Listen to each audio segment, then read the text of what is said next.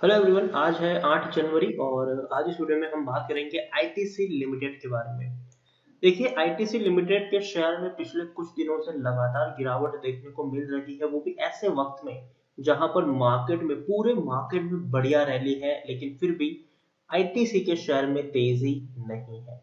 तो आखिर आईटीसी का शेयर आखिर इतना गिर क्यों रहा है? फंडामेंटली स्ट्रांग होने के बावजूद इतनी बड़ी गिरावट हमें आईटीसी में क्यों देखने को मिल रही है, उसके बारे में इस वीडियो में हम जरूर बातचीत करेंगे। लेकिन उससे पहले अगर आपने अभी तक चैनल को सब्सक्राइब नहीं किया है तो प्लीज अभी इसे सब्सक्राइब कर लीजिए, क्योंकि आगे भी बहुत सारे वीडियोस हैं जो आपको काफी ज्यादा हेल्प करेंगे। उसके साथ साथ अगर आपने अभी तक मेरी टेलीग्राम चैनल को सब्सक्राइब नहीं किया है तो प्लीज उसको भी सब्सक्राइब करना मत भूलिएगा, लिंक आपको डिस्क्रिप्शन में मिल जाएगा। तो बात करते हैं आईटीसी लिमिटेड की।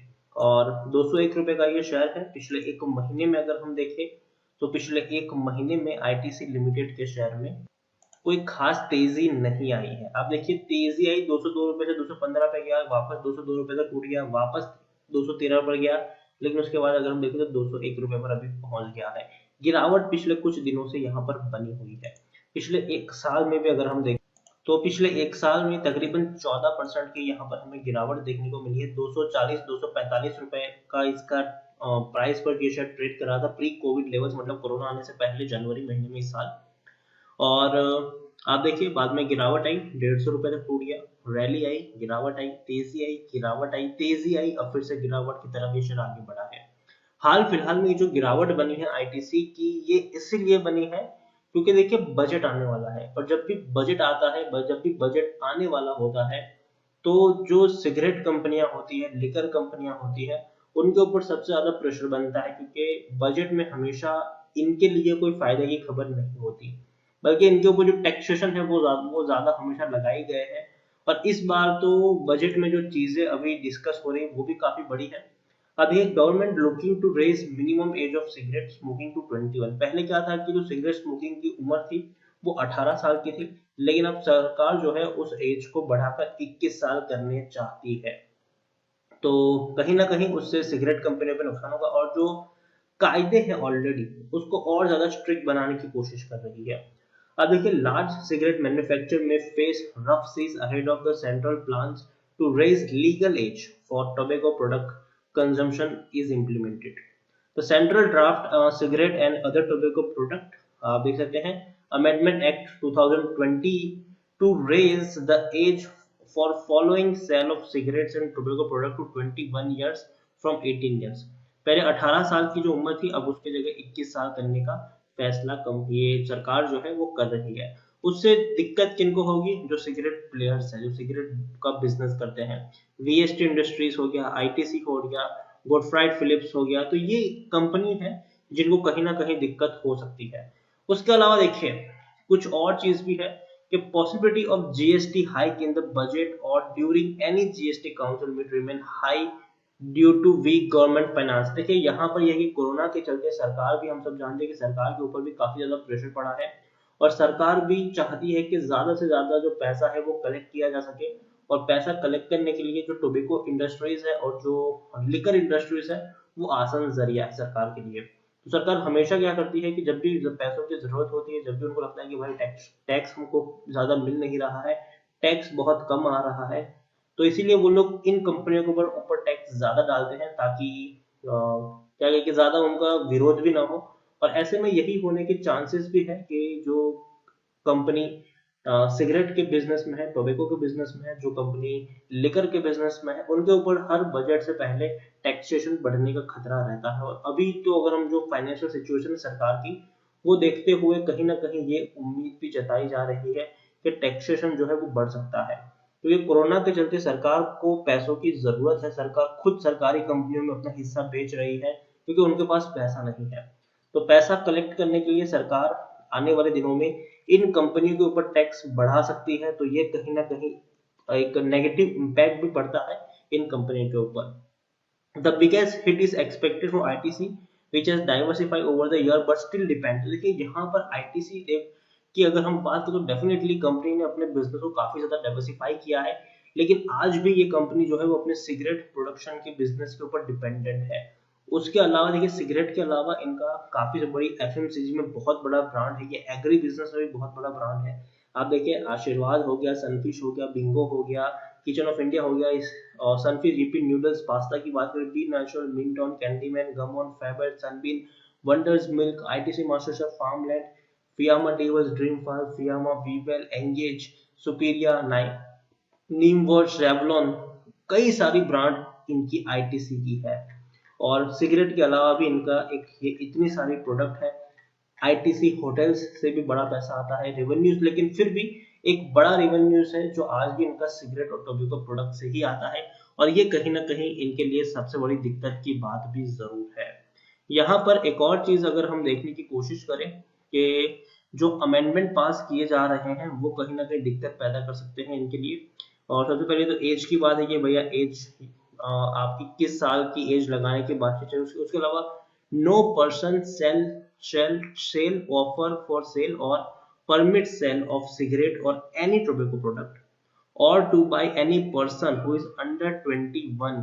तो देखिए ये एज हो गया, and an area within radius of 100 metre of any education institution. तो देखिए जो भी एजुकेशन इंस्टीट्यूशन है उसके 100 एरियस में भी ये वो देखने नहीं चाहिए, सिगरेट सेलिंग वगैरह नहीं होनी चाहिए। तो ये भी एक बड़ा मैटर यहाँ पर जरूर है। Section 7 is being amended to say provided that the trade and commerce in cigarette or any other tobacco product shall be sealed, intact and original package। तो देखिए ओरिजिनल पैकेजिंग होनी चाहिए, सील होनी चाहिए, इंटैक्ट होना चाहिए। तो ये सारी चीजें भी यहाँ पर शामिल है। उसके अलावा देखिए जो कायदे कानून है वो सख्त किए जा रहे हैं, जो पनिशमेंट है वो बढ़ा दी जा रही है।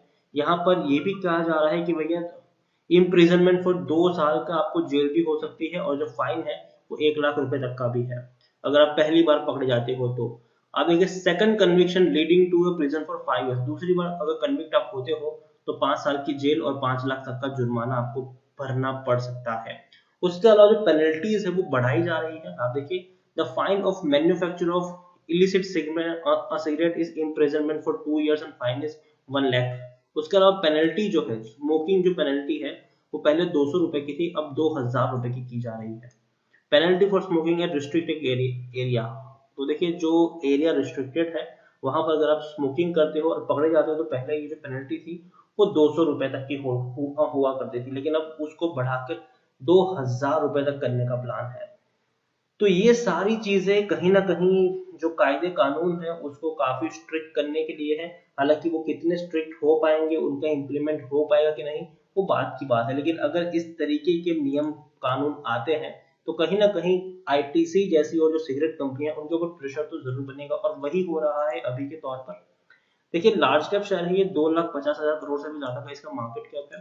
एनएससी में देखेंगे तो 5.5 करोड़ से भी ज्यादा का इसका वॉल्यूम ट्रेड है। बहुत बड़ी क्वांटिटी में यहाँ पर खरीदारी बिकवाली हो रही है। प्रमोटर के पास यहाँ पर देखिए तो कोई बड़ा प्रमोटर नहीं है। एफआईएस के पास 12.96% की होल्डिंग है, म्यूचुअल फंड के पास 9.95% की होल्डिंग है, इंश्योरेंस कंपनी के पास 21.65% की होल्डिंग देखने को मिल रही है। यहाँ पर हाईएस्ट पब्लिक शेयर में टोबैको मैन्युफैक्चर इंडिया लिमिटेड है 24.20% की होल्डिंग के साथ, और इंडिविजुअल इन्वेस्टर होल्डिंग 11.96% देखने को मिली है। और देखिए डिविडेंड पेइंग के मामले में ये बहुत ही बेहतरीन शेयर है। 1015% का इसने डिविडेंड पे किया, मतलब पर शेयर आपको 10 रुपए 15 पैसे का डिविडेंड आईटीसी में मिल रहा है। टेक्निकल रेटिंग अभी न्यूट्रल है। ये देखिए फंडामेंटली अगर हम देखें तो शेयर बहुत ही ज्यादा स्ट्रांग है, फंडामेंटली इस कंपनी में कोई दिक्कत नहीं है, लेकिन जो बजट आने की तैयारी है वो कहीं ना कहीं यहाँ पर पैनिक क्रिएट कर रही है। तो इसीलिए ना अच्छा है ना बुरा है अभी के वक्त में। एक और चीज है, according to Moneycontrol user 79% लोग खरीदने की सलाह दे रहे हैं, 15% लोग बेचने की बात कर रहे हैं, और 6% लोग आपको यहाँ पर होल्ड करने की नसीहत भी दे रहे हैं।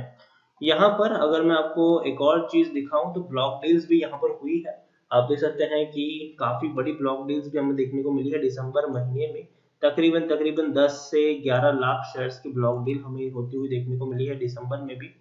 और एक और चीज है जो मैं आपको यहाँ पर दिखाऊंगा तो वो है कि रेवेन्यूज इस कंपनी के रेवेन्यूज इंप्रूव हुए हैं, सितंबर में बढ़े हैं रेवेन्यू। आप देखिए इससे पहले 12,000 करोड़ का तक के रेवेन्यूज थे तो सितंबर में पहुंच चुका है, मतलब प्री कोविड लेवल के बाहर ये कंपनी के रेवेन्यू ऑलरेडी आ चुके हैं।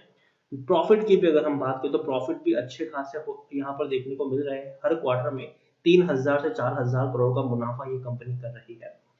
तो ओवरऑल कंपनी की बैलेंस शीट बहुत ही दमदार है, कंपनी के पास इनफ पैसा है, इनफ लिक्विडिटी है, पैसों की कोई किल्लत इस कंपनी को नहीं है। लेकिन हाल फिलहाल में ये जो नए कानून आ रहे हैं वो कहीं ना कहीं इनके लिए दिक्कत पैदा कर सकते हैं, लेकिन वो शॉर्ट टर्म का गेम है। लॉन्ग टर्म में डेफिनेटली इस कंपनी को कुछ नहीं होगा और कंपनी खुद को धीरे धीरे सिगरेट से हटाकर एफएमसीजी में पग पसारने की कोशिश कर रही है। और अगेन अगर जनरली बहुत सारे लोगों ने यहाँ पर खरीदारी भी की है आईटीसी में, तो उन्होंने इनके एफएमसीजी और एग्री बिजनेस को ध्यान में रखकर ही खरीदारी की है। तो वहां पर कोई दिक्कत नहीं है, वहां पर इनका जो मार्जिन है वो भी इम्प्रूव हो रहा है, कंपनी का परफॉर्मेंस भी बढ़िया है, कंपनी प्रॉफिट भी अच्छा खासा कमा रही है उस बिजनेस से। तो आईटीसी डेफिनेटली प्रेशर बनेगा इस कंपनी के ऊपर, कुछ दिनों तक ये प्रेशर रहेगा जब तक बजट नहीं आ जाता, जब तक बजट नहीं आता और जब तक सारी चीजें क्लियर नहीं होती तब तक प्रेशर रहेगा इस कंपनी के ऊपर। लेकिन बाद में धीरे धीरे ये कंपनी बढ़िया परफॉर्म करना शुरू करेगी। तो देखिए ये गिरावट आ रही है और अभी इस प्राइस पर खरीदने की मेरी सलाह नहीं है, लेकिन अगर ये आपको 190 रुपए के आसपास मिल जाता है तो यहाँ पर आपको मौका चूकना नहीं चाहिए खरीदारी का।